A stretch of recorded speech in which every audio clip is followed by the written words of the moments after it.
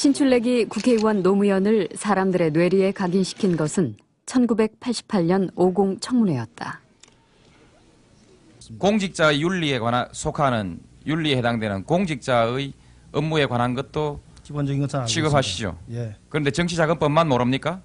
정치자금법의 일반적인 사항은 알지만은 그 세부적으로 어떤 법에 어떻게 적용이 되는 우리나라가 지금까지 정치자금법에 관한 규정도 모르고 어떤 정치자금이 합법적이고 불법적인 것도 모르는 안전기획부장에게 이 나라의 안전을 맡겼습니까? 증인은 그랬다고 생각합니까? 그렇게 개인적인 인신을 가시지 말고 인신 공격이 아니고 증인이 오늘 그 답변을 회피하는 것이 매우 불성실한 답변이기 때문에 이렇게 묻는 겁니다. 전경련은 법률이나 금융정책이나 조세정책 또는 토지정책 등에 있어서 상당한 영향력 행사를 위해서 정부나 의회나 정당을 상대로 교섭을 하고 있는 것은 사실입니까? 아직까지는 우리나라 의회 정치가 제대로 안 됐기 때문에 주로 정부를 상대로 했습니다. 네, 정부를 주로 상대했습니다. 네. 그거야 그렇죠. 칼자루를 정부가 오로지 쥐고 네, 있고 그렇습니다. 의회 이거야 뭐 바위저고리였으니까요. 뭐 여지껏은 그랬습니다. 거침없는 그의 논리는 하루아침에 그를 청문회 스타로 만들었다. 그런 국민의 비난을 누가 책임질 겁니까? 아직 본의원은 아직까지 풀리지 않은 의혹이 엄청나게 남아 있습니다. 그리고 이제 과거에 힘 좀 있다고 모든 걸 자기 임의로 다 숨겨놓고 밝혀주지 않던 것을 국민들에게 이제 다 밝힐 수 있어서 여러 가지 시행착오가 있음에도 불구하고 긍정적이라고 생각하고. 하지만 정치 신인의 기대와는 달리 파행으로 끝나고만 50 청문회. 당시 5월 22일 자위권 발동도 가능하다는 겸사령부의 작전 지침이 지휘계통을 통해 하달된 것으로 현지 지휘관들이 자위권 행사에 갑작스런 유명세 이후 그가 느낀 건 현실 정치의 높은 벽이었다. 겸사령부 등 민주정의당 그리고 이는 시작에 불과했다. 통일민주당 총재 김영삼 그리고 신민주공화당 총재 김종필 우리 세 사람은 민주, 번영, 통일을 이룰 새로운 역사의 장을 열기 위해 오늘 국민 여러분 앞에 함께 섰습니다. 거대 여당의 탄생과 함께 6공화국의 정치 판도를 바꾼 3당 합당.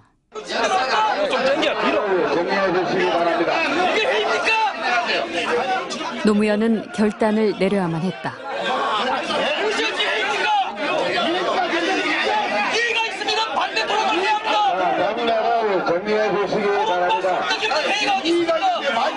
토론과 설득이 없는 회의도 있으니까 신당 창당 만세 성찰하겠습니다. 만세! 만세! 정치인 노무현의 어린 시절은 가난함에 대한 기억뿐이었다. 농사일로 5남매를 키우며 먹고 살기도 어려운 집안 형편. 학비를 못 내 중학교 땐 1년간 학교를 쉬어야만 했던 막내 아들. 공부를 곧잘 하는 걸로 자존심을 지켜낼 뿐이었다. 대학은 꿈도 꾸지 못한 채 상고에 진학해 부산 유학을 시작했다. 예, 그랬습니다. 상고 진학 자체가 집안 형편 때문에 장학금이 있어서 갔거든요. 근데 그리고 나서 사법고시로 또 이제 다시 돌아서신 그 이유는 무엇인지요? 이제 어릴 때부터 형님이 그 사법시험, 그땐 고등고시였습니다. 준비를 하고 있었고요. 그런 게 영향을 많이 받았을 겁니다. 그리고 시골에서 그 당시는 다양한 직업에 대한 그 전망을 몰랐습니다. 그렇죠. 단지 그냥 관리가 되는 게 제일 출세하는 줄 알았죠. 그렇게 고졸로 고시에 도전해서 9년 만에 합격했다. 학벌도 돈도 가진 거라고는 없던 청년 노무현에게 출세는 절실했다. 짧은 판사 생활 후 그는 변호사로 개업해 승승장구한다. 부산 바닷가에 넓은 아파트도 사고 취미 생활도 즐길 수 있게 되었다. 어렵게 이뤄낸 안정된 생활을 뒤바꾼 건 그가 불임 사건의 변론을 맡으면서였다. 다른 재소자들한테 듣기로 조세 전문 변호사이고 승률이 아주 높아서 갈쿠리로 돈을 끌고 있다는 얘기를 들었는데 저희들 사건에 대해서 그렇게 정성을 다해서 정말 밤잠을 안 자면서 저희들이 읽었다고 공소장에 나와 있는 책들을 열심히 읽고 저희들하고 많은 대화를 하고 그러면서 아주 진지하게 저희들 사건을 대해 주셨고 그 과정에서 본인 자신이 조금씩 변해가는 걸 저희들이 느낄 수 있을 만큼 그 변호사를 즐기는 생활을 하는 사람이었는데 너무 가난했다가 수입도 좋아지고 하니까 그러나 이제 더 큰 가치가 무엇이냐 눈을 뜨게 된 거죠. 당신은 제5공화국 초기 시국 사건의 변론을 맡고 민주화 운동에 뛰어들며 노무현은 인권 변호사로 변신한다. 너무 충격적이잖아요.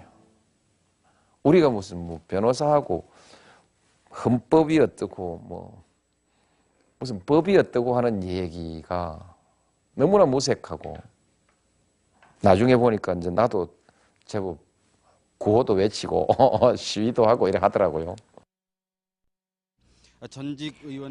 인권 변호사로 활동한 경력은 뜻밖의 노무현에게 정계 입문의 기회를 만들어준다.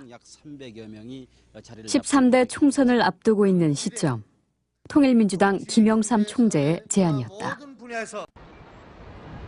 하지만 노무현은 자신이 살고 있는 남구가 아니라 아무 연고도 없는 부산 동구에서 허삼수 의원에게 도전하길 원했다. 생각지 못한 결과였다. 정치 초년생 인권 변호사가 집권 여당의 허삼수 현역 의원을 제치고 국회의원에 당선된 것이다.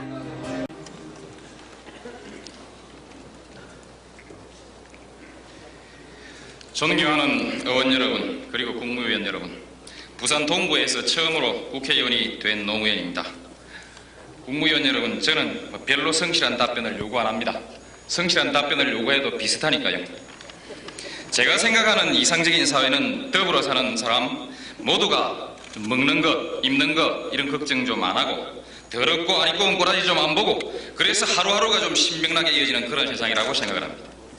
만일 이런 세상이 좀 지나친 욕심이라면은 적어도 살기가 힘이 들어서 아니면 분하고 서러워서 스스로 목숨을 끊는 그런 일은 좀 없는 세상 이런 것이라고 생각합니다. 그리고 또 한 번의 결심. 죄송합니다. 잘하십시오. 3당 합당을 거부한 노무현은 김영삼 총재의 곁을 떠난다. 총재님 잘하십시오. 동시에 정치적인 고난도 시작됐다. 부산 동구에 다시 출마한 14대 총선에서 낙선. 2년 뒤 부산시장에 도전했지만 또다시 낙선. 15대 총선까지 3번의 선거에서 연거푸 고배를 마신다. 그리고 마침내 98년 종로 보궐선거. 자, 당선 확정됐습니다. 당선의 기쁨을 맛보며 청문회 스타의 화려한 복귀를 알리자마자 노무현은 뜻밖의 선언을 한다.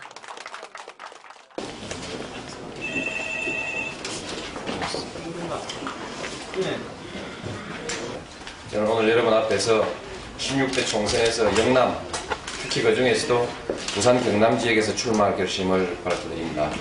그리하여 우리 시대 최대 과제인 지역 갈등을 해소하고 동서통합과 화해를 이루려고 합니다. 당시 김대중 정부의 여당 소속이었던 노무현에게 부산행은 누가 봐도 승산 없는 싸움이었다. 피하고 싶었죠. 그러나 2000년 4.15 총선 때도 부산에 내려갈 이유가 없는 상황이었지만 그것이 내 몫이라고 생각하고 내려갔기 때문에 열심히 선거에 임했고 기죽지 않고 열심히 임했고. 낙선과 오랜 야인 생활에 지친 가족들도 부산행을 반대했지만 그는 고집을 꺾지 않았다. 저는 사실은 이번에는 내려가는 게 아니고 이번에는 한 번만 더 종로서 하고 싶었어요. 종로서 한 번만 더 우리 자리를 좀 만들어 가지고 그 다음에는 이제 부산 갔으면 했어요. 그만 떨어졌으면 좋겠다라는 생각을 했어요. 그리고 종로 보궐선거 되시고 나니까 너무너무 기쁘더라고요. 부산을 가신다고 하시니까 정말 솔직히 굉장히 저는 불안했었거든요.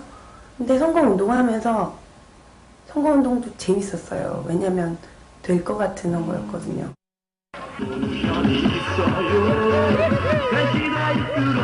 실제 노무현의 부산 출마는 선거 기간 내내 주목을 받으며 초반 우위를 점하고 있었다.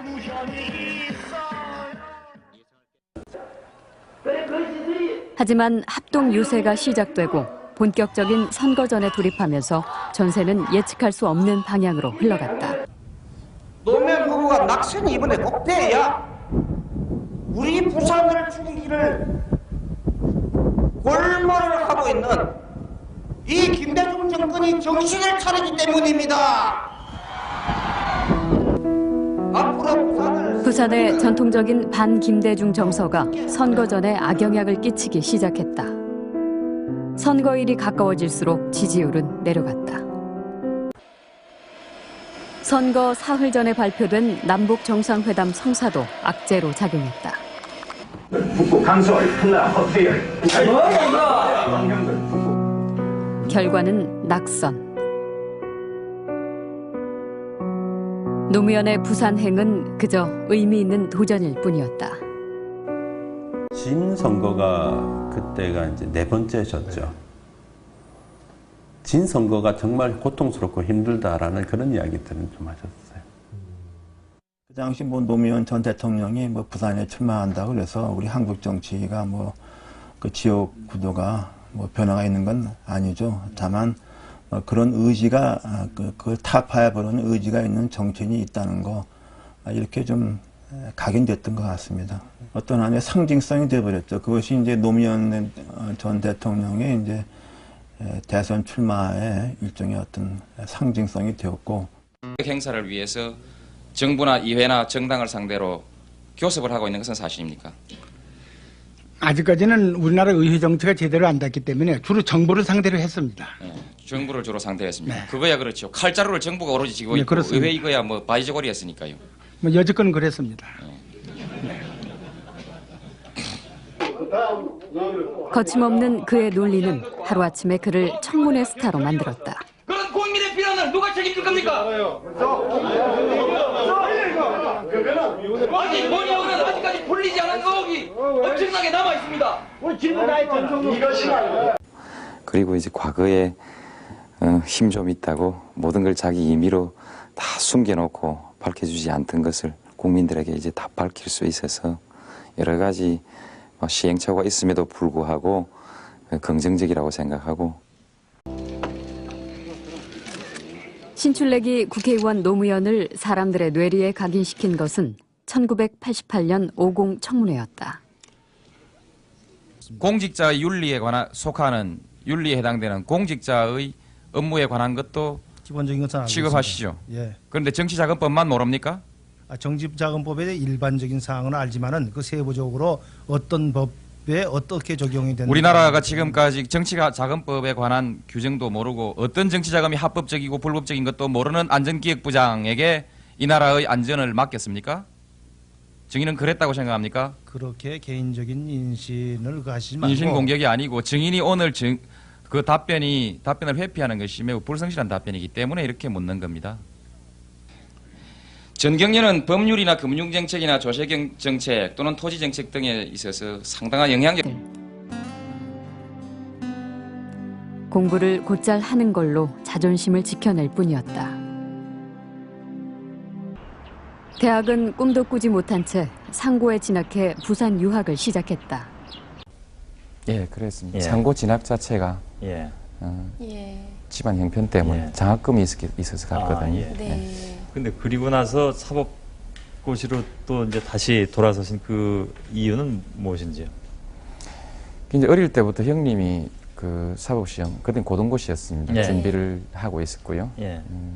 그런 게 영향을 많이 받았을 겁니다. 예. 그리고 시골에서 그 당시는 다양한 직업에 대한 그 전망을 몰랐습니다. 그렇죠. 예. 단지 그냥 관리가 되는 게 제일 출세하는 줄 알았죠. 예. 그렇게 고졸로 고시에 도전해서 9년 만에 합격했다. 거대 여당의 탄생과 함께 6공화국의 정치 판도를 바꾼 3당 합당.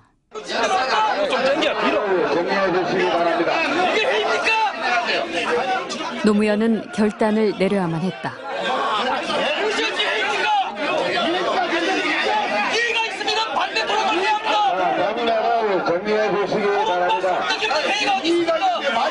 토론과 설득이 없는 애도 있으니까 신당 창당 만세 성찰하겠습니다. 만세! 만세!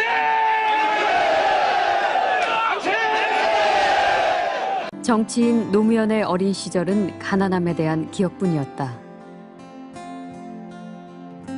농사일로 5남매를 키우며 먹고 살기도 어려운 집안 형편. 학비를 못 내 중학교 땐 1년간 학교를 쉬어야만 했던 막내 아들. 하지만 정치 신인의 기대와는 달리 파행으로 끝나고만 오공청문회. 당시 5월 22일 자위권 발동도 가능하다는 계엄사령부의 작전 지침이 지휘계통을 통해 전달된 것으로 현지 지휘관들이 자위권 행사에 갑작스런 유명세 이후 그가 느낀 건 현실 정치의 높은 벽이었다. 민주정의당 그리고 이는 시작에 불과했다. 통일민주당 총재 김영삼 그리고 신민주공화당 총재 김종필 우리 세 사람은 민주, 번영, 통일을 이룰 새로운 역사의 장을 열기 위해 오늘 국민 여러분 앞에 함께 섰습니다.